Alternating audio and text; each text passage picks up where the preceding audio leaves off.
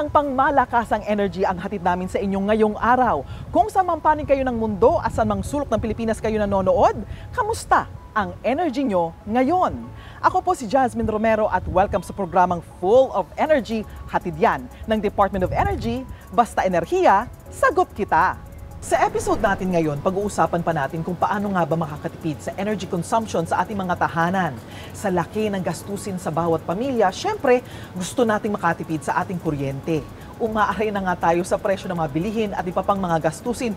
Ano ba naman yung makatipid tayo pag dumating na si Aling Judith at naniningil na ng kuryente? Si Aling Judith po hindi tao yun Due date po yun. Judith, Aling Judith, due date.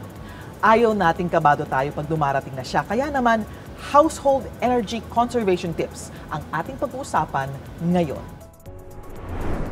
Kasama pa rin natin ang Director ng Energy Utilization Management Bureau ng Department of Energy, Mr. Patrick Aquino. Director Patrick, welcome. At saka, kamusta ang iyong energy ngayon? Hello Jasmine, positive energy ang bit-bit ko ngayon. Na-feel mo ba? Ganyan ang tandem natin, di ba? Ang gusto natin sa programa nating ito, no to nega, yes to positivity.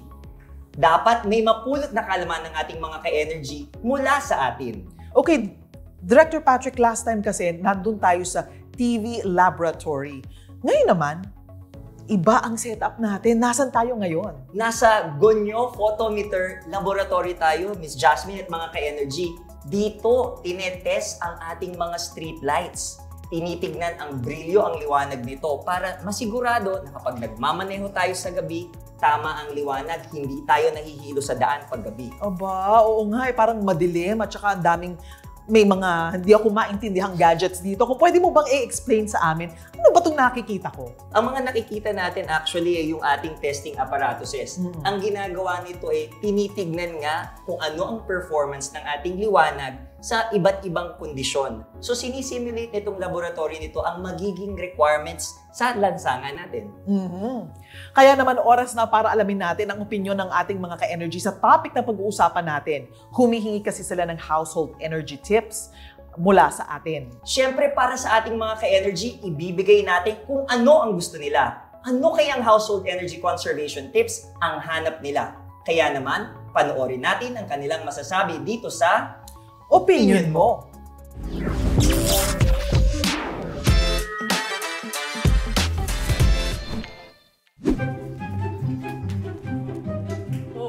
Huwag ka nang manood, naglalaba ako. Isang episode lang papanoorin ko Ito na, papatayin na.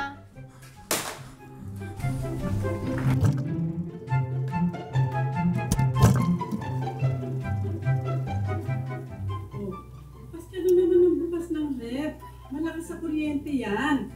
Opo, ito na.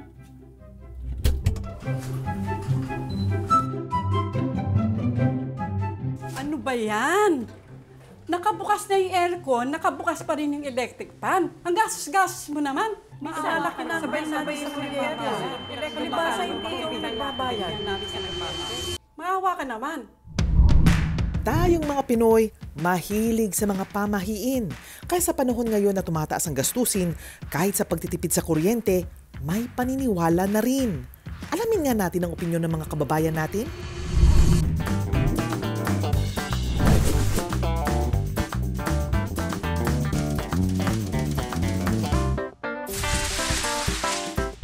Depende din sa kung ano yung laptop na gamit mo. Tsaka syempre, doon pa din sa dalas ng paggamit mo.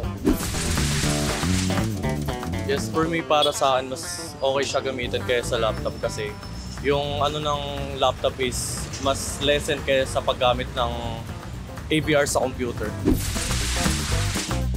Kasi pwede po siya i-charge sa lang.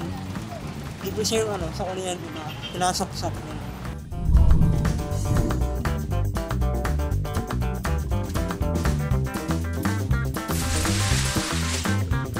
Opo sir, kasi kung naman yun yung LED kasi yun, mahina yung voltahe niya.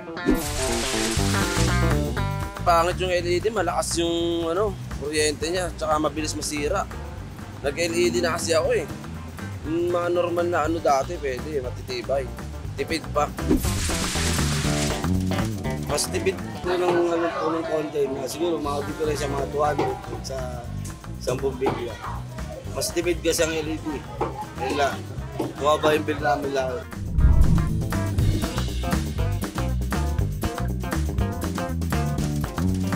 Siguro para sa akin, oo. Kasi yung nalalabas yung lamig niya eh. So parang mas nagko-consume siya ng kuryente kaysa sa nakasara lang yung ref.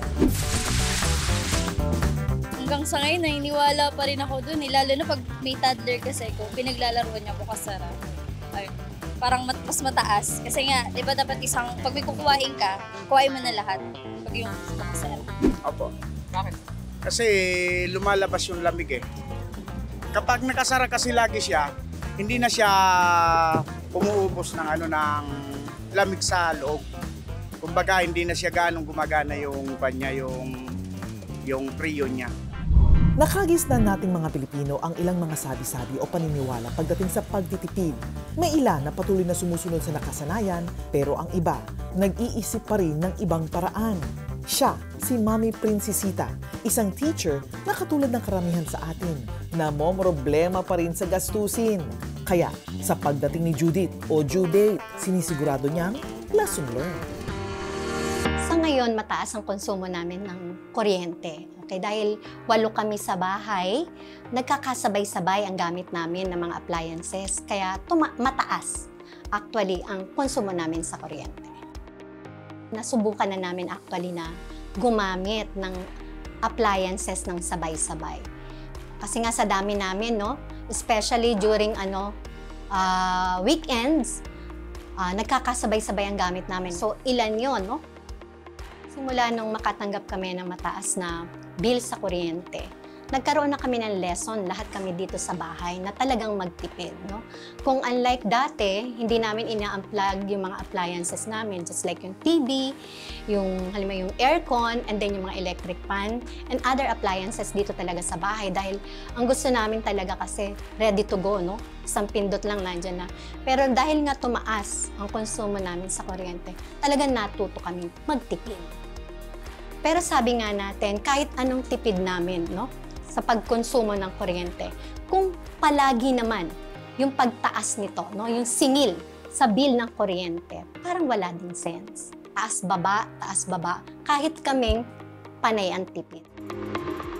Director, ang ating mga ka-energy, medyo marami talagang hinihingi mula sa atin. Talagang gustong-gusto nilang makatipid, kaya handa na ba tayo sa kanilang mga tanong, Director? I was born ready, Jasmine, lalo na para sa mga ka-energy natin. Handa na akong makatulong sa kanila. Kaya naman sa aming pagbabalik, ilalatag na natin ang mga household energy conservation tips. Dito lang yan sa programang hatid sa atin ng Department of Energy, Basta Enerhiya, sagot kita!